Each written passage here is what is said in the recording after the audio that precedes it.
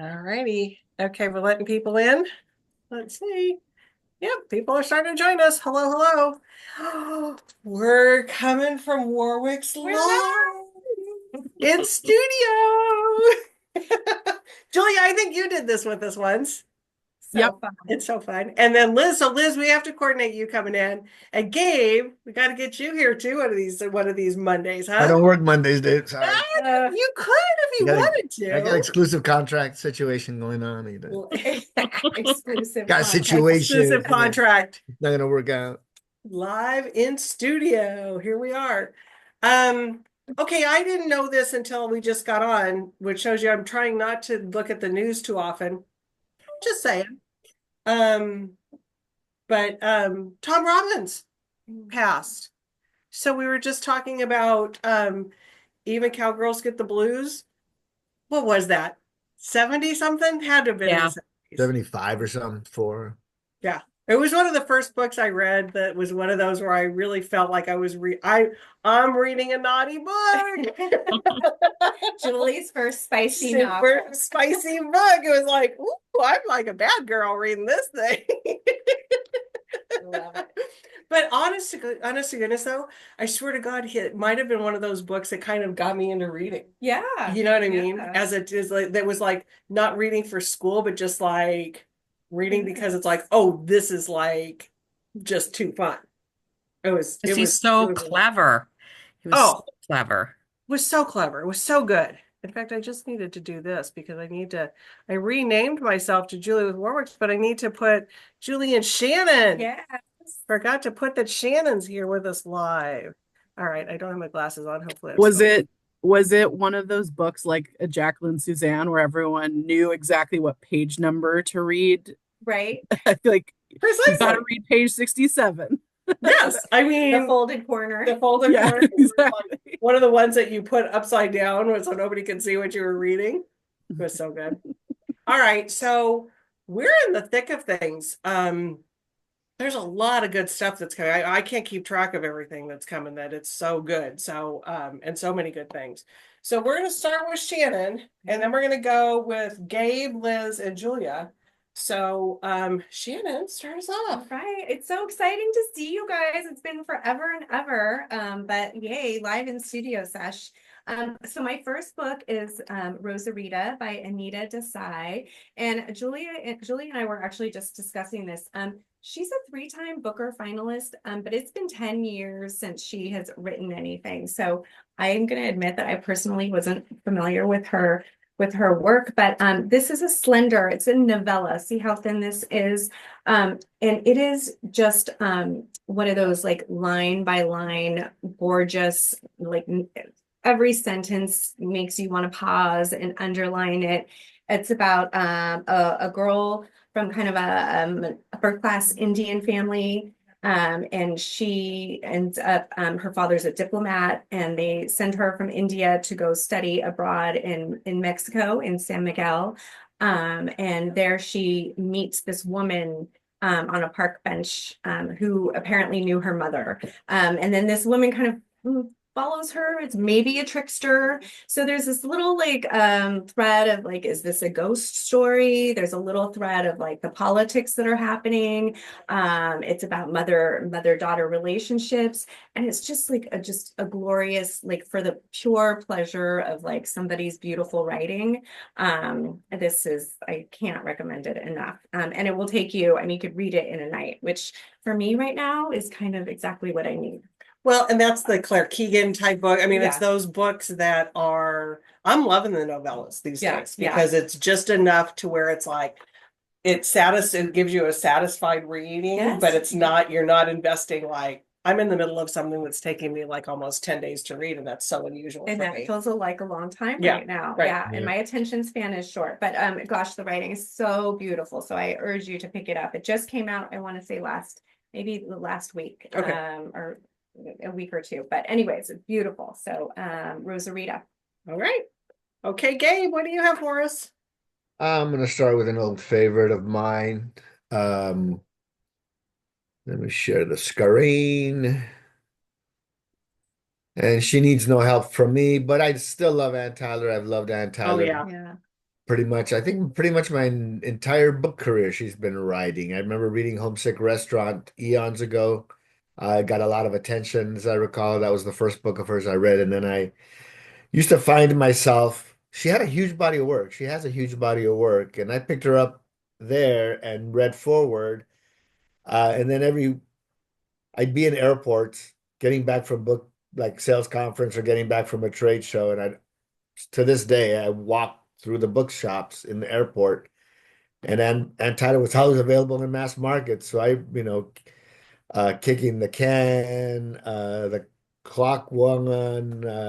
I just went back and have read all of Ann Tyler and through picking her up at various airports around the world and the country in mass market, and I caught up with Oliver. So I've read it from the beginning. I really loved Saint Maybe. I really loved Mhm. um, so many of her earlier books, but I've kept up with her, and I always look forward to the next one. I've got a friend Val who I send a copy of the new Ann Tyler every time it's published. I make sure she gets a copy. So we're big fans. She's never up and about. I know she was sick for a while, but she keeps plugging. And this book is 170 pages. I don't think it's even 200 pages. And she manages to do what she does in her 350 page books and novels. It's about a wedding reception. 60 something Gail has just about quit her job, got fired. One of those you can't fire me because I quit situations. Her daughter's getting married tomorrow, and then her ex-husband shows up with his nasty cat, full of cat lint, and needs a place to crash.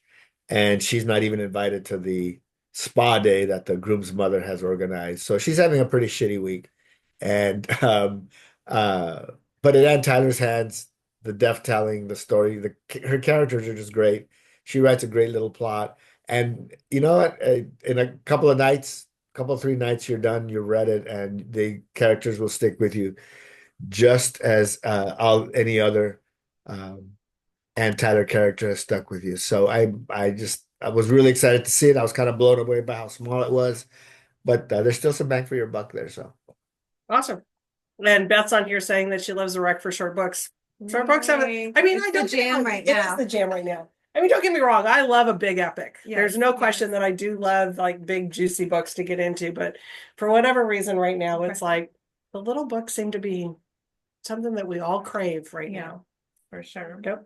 All right, Liz, it's been a while since we've seen you. So glad to have you back. Well, So I'm so glad to be back and to have chosen 3 Days in June as my book that one of my books I was going to present.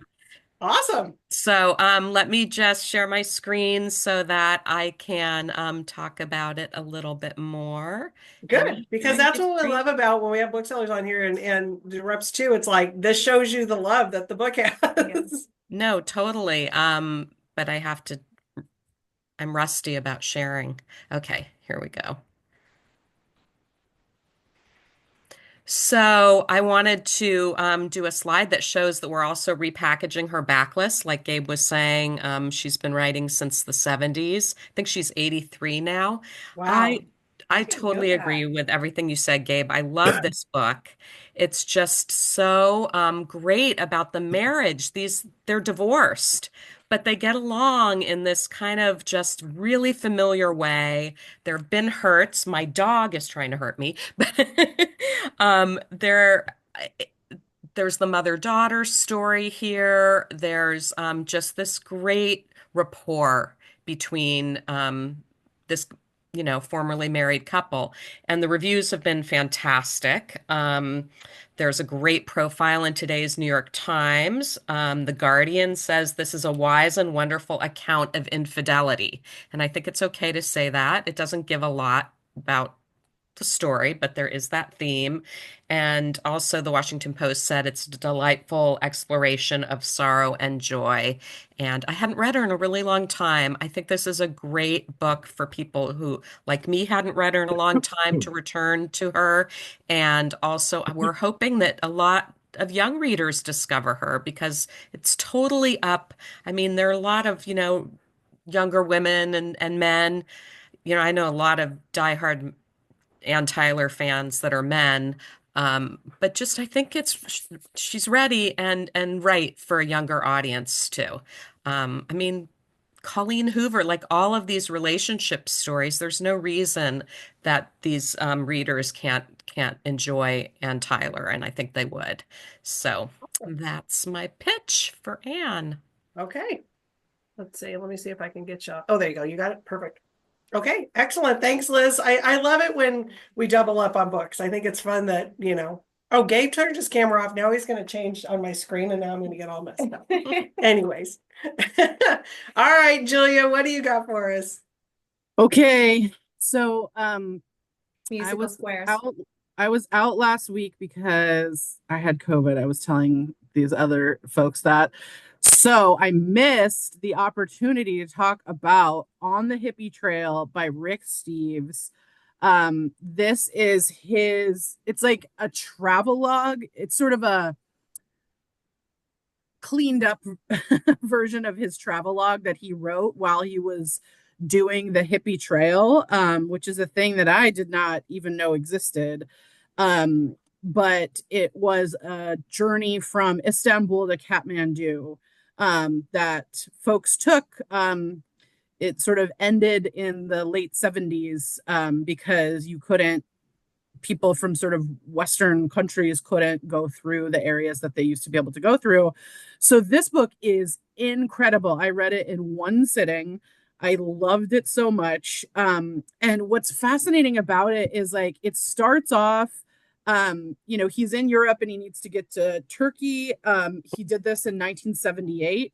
So it starts off with him being smuggled through the Eastern Bloc, I think through Budapest in the back of a car under a blanket, because of course Americans were not allowed in the Eastern Bloc countries in 1978. So in order to get to Istanbul, he had to be smuggled through Eastern Europe. He goes to Iran. He's in Tehran just a few months before the Iranian Revolution starts, and Americans are no longer allowed in Iran.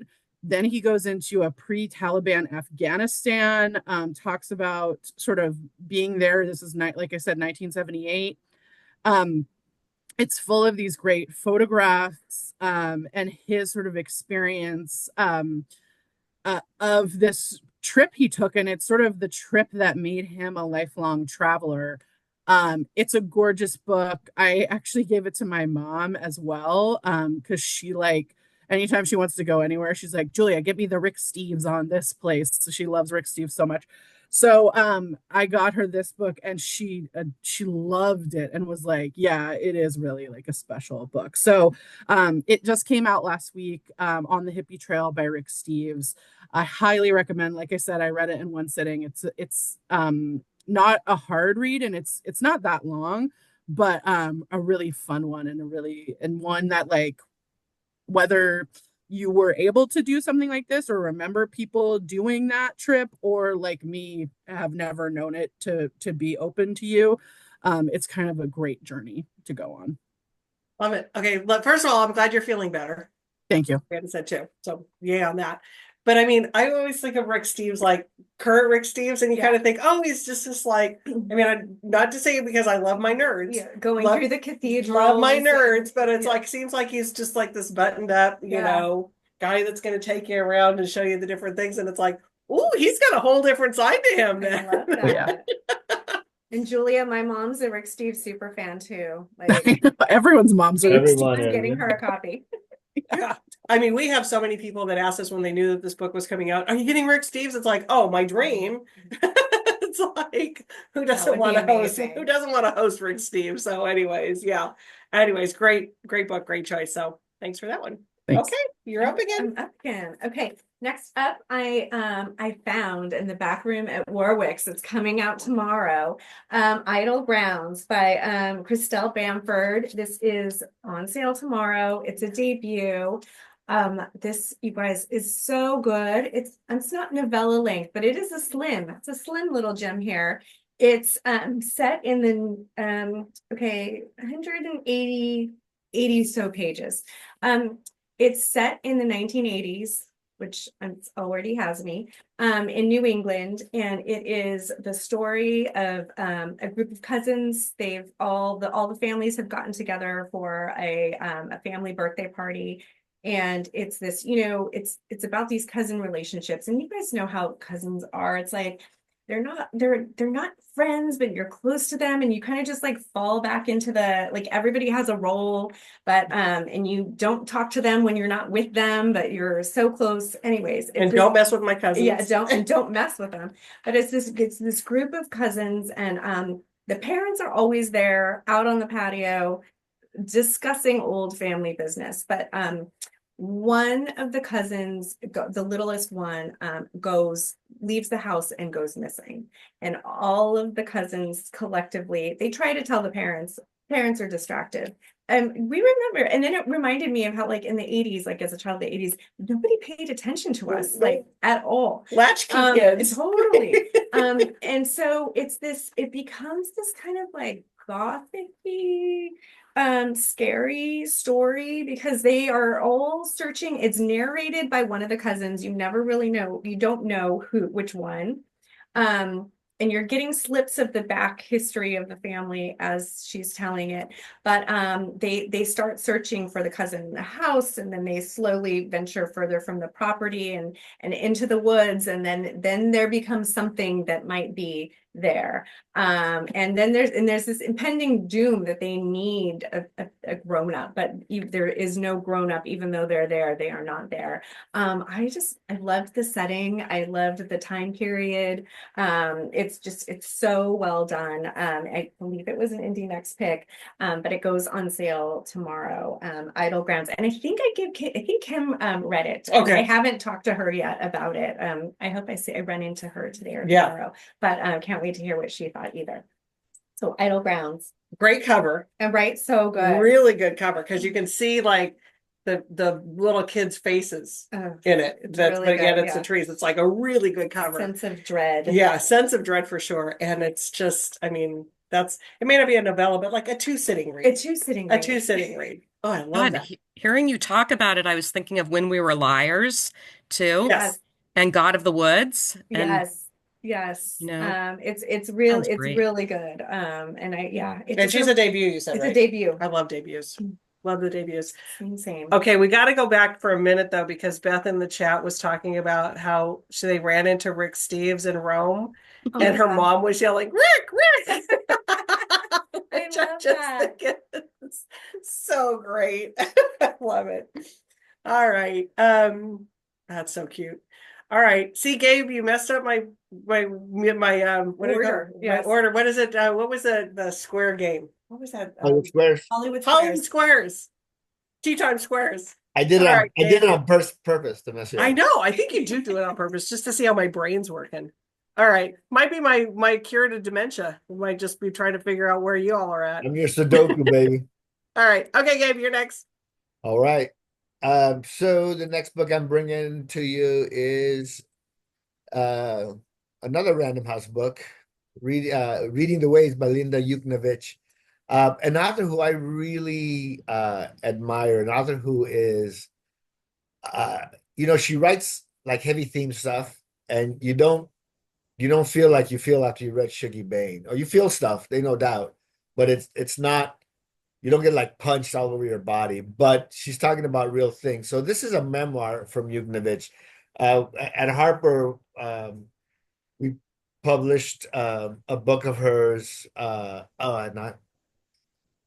just had the name at the tip of my tongue. I've thought about it a zillion times, and now I forgot about it. Small Backs of Children.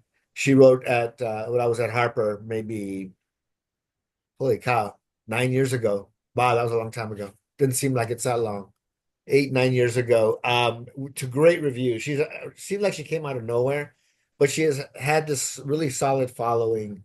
She's a very serious writer, and she's one of these writers who writes from experience of pain and loss and abuse. And she had a child that was born, that was stillborn, that kind of kicked off her writing.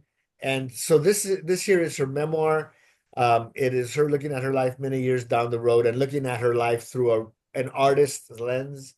She has sort of come to terms. You have to come to terms with pain and grief. Apparently, she's suffered from depression since she was like 8 years old. She had an abusive father. She had a really ambivalent relationship with a very disabled mother. She had relationships with men and women, casual here and there, and she was a heroin addict as a young adult that kicked in again when she lost her child. She's come back. So she's had a pretty rough life, and she keeps fighting back, and it overwhelms her. And she seems like she's a fighter. And yeah, yeah, I'd like to sit down. I've never got to sit with her and talk with her, but I think she's one of those people who probably will affect your life. And in this book, the way she's looking out at her life through an artist's lens and using everything, all those negative experiences, not necessarily as fuel for her writing, which she has done, but looking at her life as sort of a body of work or a work of art or a work of literature, and that it's got its own divinity, it's got its own beauty, it's got its own everything. Um, she tends to explore the relationship between you and your bodies, women and their bodies.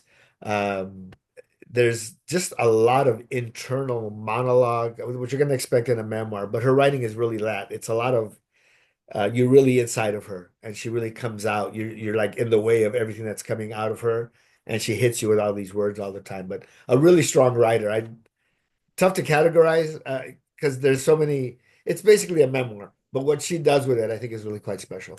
And her writing is just like I said, she's a real powerful wordsmith, and her writing has a lot of power. All right. And I think Julia's on here that says you read anything she writes. Anything. She's so good. And if people don't know, Kristen Stewart is developing her previous memoir, The Chronology of Water, which for film. And if you haven't read that, that's also a tremendous book. One of my favorite memoirs ever written. Who's the actress that's doing it? Kristen Stewart. Oh, okay. Yeah. But Lydia Yuknavitch, anything she writes, I will read. She's so good. So You good. know, it was excerpted somewhere just yesterday, I think, and I was starting to read it, and I was like, I have to stop myself. I have to read so many other things. It was like kind of like I hate when that happens when you It's It's out like tomorrow. I got no time. kind of like Maggie Nelson as, I mean, like the kind of, and or Sheila Heti, the ABC Diaries, like just that kind of like so as a woman reading it or man, I don't want to gender label, but so good, so good. Love it. Is Oh, it my, okay. Speaking is of it my Liz, turn? you're next. Okay, my little passion will be on display here because we just published so it's the New Yorker's centennial, 100 years of the New Yorker this year. And we have published two totally stunning, gorgeous, 1,000-page plus collections, one of poetry and one of the short fiction. And it's a total who's who. I mean, and it's such a chronicle of our times. So both went on sale last week. And I'm just going to highlight the poetry one because it's a great Valentine's Day present.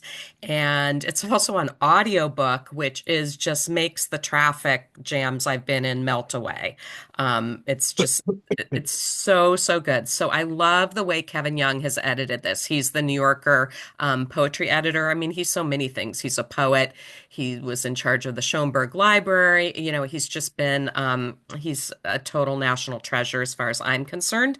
So he really carefully edited this. His intro is fascinating. Also, looking at the holes of the poetry editors and how for so many years, like the only Black poet they published was like one Langston Hughes poem, even though the Harlem Renaissance was producing all of this amazing poetry. So, I could name all of the poets that are in here, but let's just say E. E. Cummings and Dorothy Parker and Czeslaw Milosz and Amanda Gorman, Kaveh Akbar. It's just such a good collection. And I love the way he organized it. So he organized it by times of day. There's morning bell and lunch break, after work drinks, night shift. And so he doesn't just do it chronologically.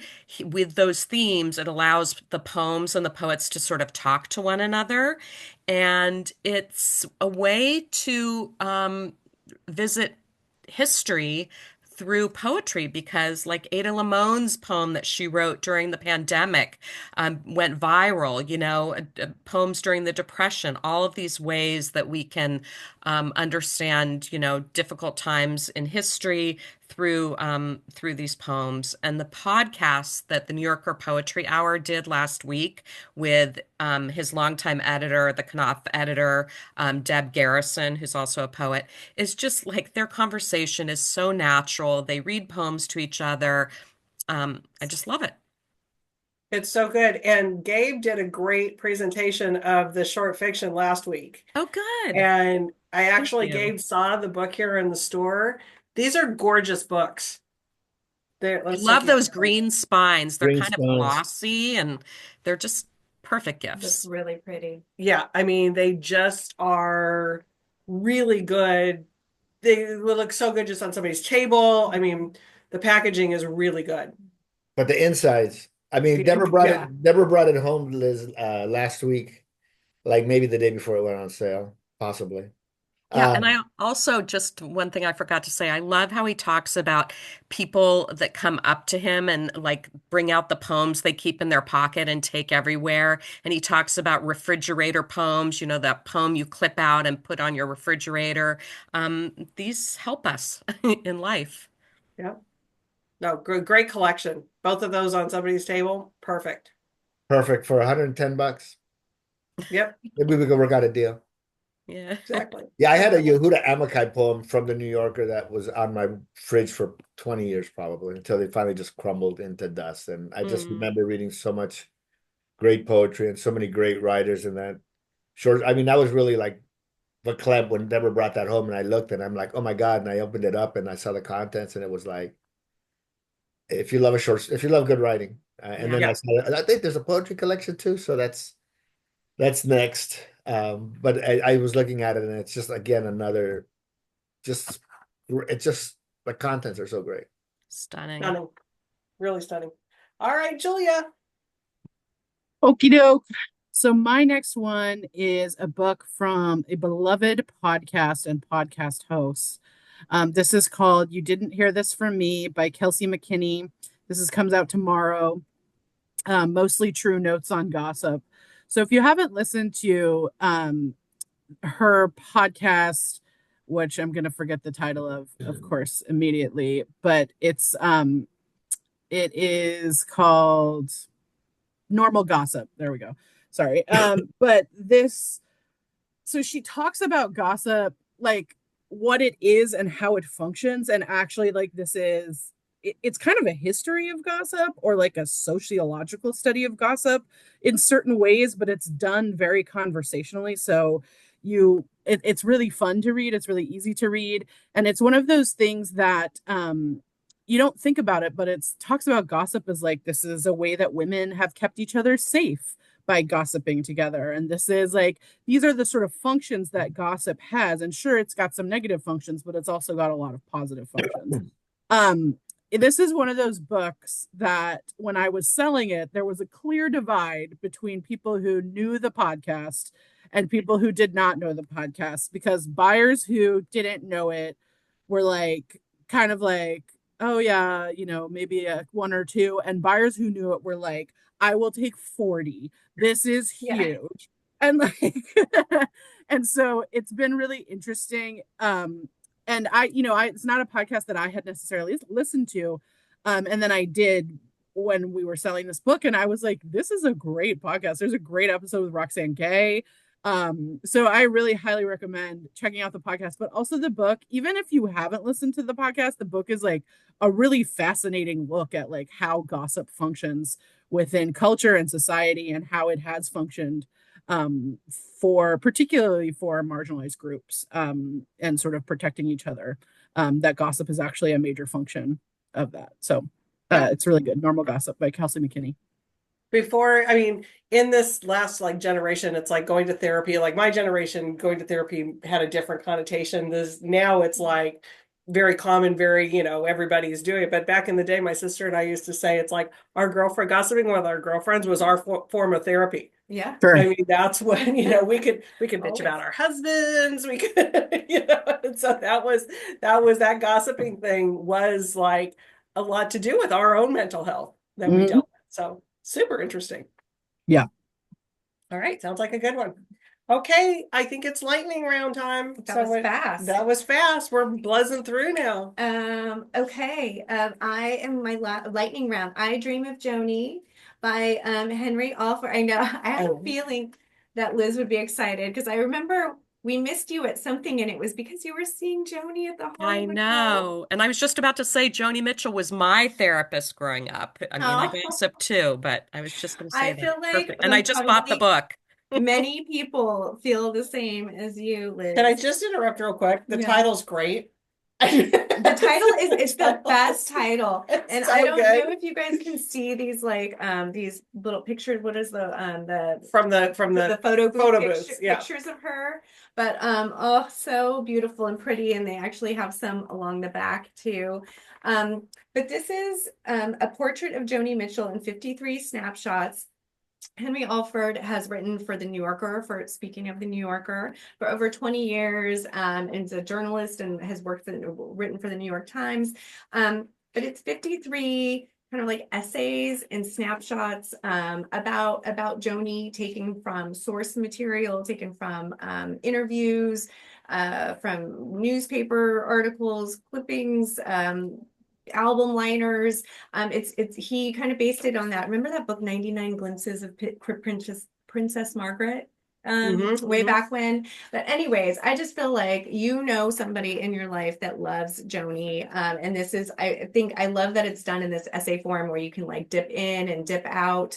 And it just is beautifully done. And it's went on sale last week and has just been going gangbusters ever since. So I Dream of Joni. Yes, it does win the best title It's of the really a award. good title. That is just like a Really, really great really, title. really good. And like gift giving season. It's Yes. like think about a Mother's Day. I know we're know. a few months away, but it's just like great gift for Or somebody. I mean, love songs, Yeah. Valentine's Valentine's. Day on Friday. So there we go. And I'll All right, thanks, also Shannon. say at the concert that I was at, I went with a friend's daughter who's like 22. She knew all the lyrics. I mean, Yeah. it's happening for another generation. Yeah, Joni she's love. definitely had a resurgence with the younger generation. I Great. mean, she's kind of eternal. Like Yeah. Joni's forever. Yep. Mhm. Absolutely. Love it. All right. Thanks, Shannon. Okay, Gabe. See, I remembered. It's Gabe's turn. I'm gonna finish off lightning round with lightning in a bottle. Oh, there we Last go. Twilight in Paris by Pam Janoff. Not the kind of thing that I would normally read, and I'll be honest with you, she's someone I stumbled on by accident. Harper, when I was at Harper, we bought Harlequin about 8 years, 6 years ago, whatever it was. And we used to get manuscripts and they don't have a lot of headings and you don't know where they're coming from. And I got this thing called The Orphan's Tale. And I started looking at it. It's a circus, it's World War II. I'm like, there's all that World War II stuff going on. And anyways, I couldn't put it down. I kept reading. I had other stuff to read, and I'd read other stuff, and I'd come back and keep reading. I don't know why. And then, because I'm not very smart, I mentioned at sales conference, I didn't notice it was a Harlequin book, or I probably wouldn't have picked it up because it's not my thing. Oops. Yeah, Shame. whoops, big ups. But it opened up a world of Harlequin books. There's a lot of authors in Harlequin that are actually very readable these days. I could say whatever I want because I don't work there anymore. But they have a lot of very readable authors, some really good suspense authors that they have. But Pam Janoff, the thing is, we published The Orphan's Tale, and I'm like, you're going to sell 40, announce 50,000, sell 30,000. But I go, it should maybe sell 75,000 copies. It's pretty good. Then they're like, we're getting some good reads on this all of a sudden. We're going to sex up the jacket. So they put a little foil on the jacket so it sparkled a little bit. It was a paperback original. She had written other books and had done okay. This book went on to sell about 250,000 copies. Like right, we couldn't keep it in stock, man. I think just kept chugging and chugging and chugging and chugging and reprint it and reprint it and reprint it. And then we did the follow-up book, a second book, and another 200,000 out the gate. Keep chugging, keep chugging. Very readable. It is World War II, not necessarily romance though. She's a little bit more like, and I already forgot her name. San Diegan, the Alice Notebook, Alice Hey, Network. Quinn. Yeah, Kate Quinn. Yeah, Yep. she's more like that. The Yeah. historical, a lot of suspense, a lot of tension. They're not overly, violent, but there's a pretty good tension line. I think you could recommend it to a younger reader. You could recommend it to. I have some friends who are like, I want an exciting book, but I don't want to like, heads being chopped off, and I don't want it to be too dark. And that's the world she fills. So we started. I think they started publishing. This next book is going to be a hardback. It's got a really great package on it, and they're just authors who do what they do really well. And yeah, I mean, we sold every one of her books that we published, that Harper published, just sold a ton and a ton, and we continue to see the same kind of thing. So she's overlooked. She's, I mean, and that's being overlooked. I think if more and more people look at her, her, she could sell a lot of books. Yeah, I think your comp to Kate Quinn is right on. I think that's definitely where she's, if you're a Kate Quinn reader, Pam Jenoff. I just got this from Meg Waite Clayton. Oh, she got a new one, Harper She's book. got a new one, but her Or- book, The Postmistress of Paris, is another one on the line. If you like the World War II Paris, that one was really good too. So Yeah, there's lots of things, lots of good stuff out there. yeah, But that book Meg, again sold really, really, her book, her Meg's two, I think it's her second book already. That's her third book. Have all done really, really well too. And hardback get a lot of attention for some reason, and because they're good. Yeah, yeah, you talking about Meg? Meg, she's friends Yeah, with Linda at Pages. She like worked with Linda like many years ago or something. really? Yeah, Oh, so she does a okay. sighting over there all the time. All right. All right. Some good World War II fiction for you out there. All right, Liz, what's your lightning round? Well, let me just also say that my screen has frozen a couple times very briefly. So if that happens, just hang in there with me. I think Okay. I'll come right back. And yeah, so my lightning round title is something that I just have to talk about because it was announced last week. Da da da da. How could I not discuss Joan Oh, Didion's We're all Note to excited. Yeah, John. we saw that's coming. So it's not we're publishing it April 22nd. I have a feeling from everything that Jordan Pavlin, who's Knopf's publisher and editor-in-chief and the editor of this book, which didn't require much editing, they just fixed some typos. It's going to be really raw. Notes that, I mean, the image I have is that Joan Didion in 1999 started to see a psychiatrist in New York. So 25 years ago. And it's like she would come right back after the session and just journal about it. So it's going to be really raw and candid. She always had, I love her. She's a touchstone author for me, but part of her quality is a bit of remove, like in Blue Nights when she talked about, her adopted daughter Quintana dying at such a young age. She said, Quintana's story is not mine to tell. So a lot of restraint, but you still feel like you know how she thinks. And so this is going to be, I think, a revelation. And there's some people like, well, did she give her permission? She trusted her literary executors to make decisions about her work. These were organized in files, very organized. And so I think that we can feel good about publishing it, but it's going to fill in some holes. Relationship with her daughter, relationship with her husband, depression, anxiety.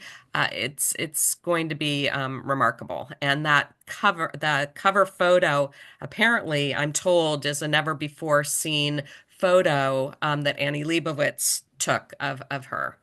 And it's going to be short too. So Yeah, wait that for cover it. is a great cover. And it was, I think everybody that's any tangentially rooted in the publishing world Yes. saw that, saw that announcement.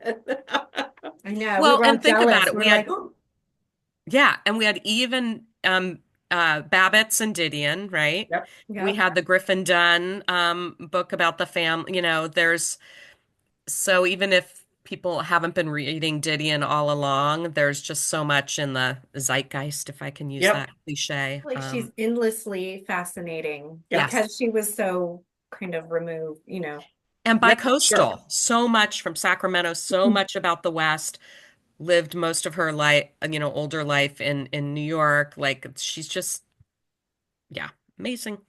That's my, Amazing. All right. Thank you for that I one. feel lucky. I feel lucky. Yeah, definitely lucky. That's going to be a publishing Yeah. phenomenon when that happens. All right, Julia, wrap us up. Did I ever tell you the story about when I went to a party at Book Expo at the Union Square or Grand Central Oyster Bar, and it was like a memorial for Michael Crichton. So it was maybe 2008. And Joan Didion walked in, and I looked at my boss at the time, and I was like, "We're not cool enough to be at this party." I was like, "I can't handle this." Isn't it amazing though, in the book world, the things that we're so lucky. Yeah. It's the book world is like, you're not going to make a million, but we have been so fortunate for some of the rooms that we've been allowed into. And not through the back Really? door. Somehow they allowed me in that oyster bar. I was not unhappy about it. Okay, my last book. I went with the children's picture book that I can't help but absolutely love because it is so dang cute. It is called Scamp by Andon Wilder. Aw. And this is the story of a little boy, Hector, and his cat Scamp. And Scamp thinks that Hector is a cat. And then Hector, so they do everything together. And then Hector does some very non-cat like things, like taking a bath, which cats, as you know, do not want to be in a bathtub. And Scamp thinks he's a bad cat. So he ends up going outside and he gets locked out. And then Hector saves him by opening the window. And Scamp realizes maybe it's okay that Hector's not a cat. It is an utter delight. The whole book is just Hector and Scamp hanging out together. If you have kids that you like to read to, it's a great bedtime book.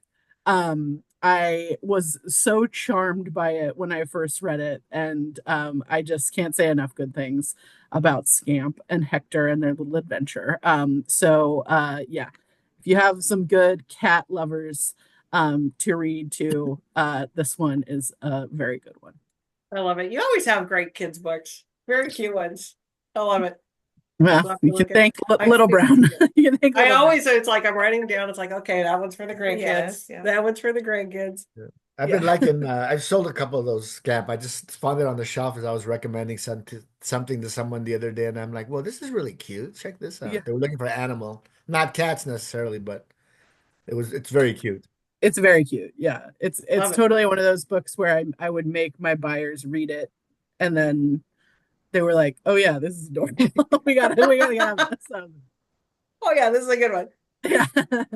All right, everybody. Well, Shannon, it was fun having you So live in fun. person. It's always fun having live in studio with you guys. So next time any of you reps are down here, we'll coordinate you coming on in the director's chairs.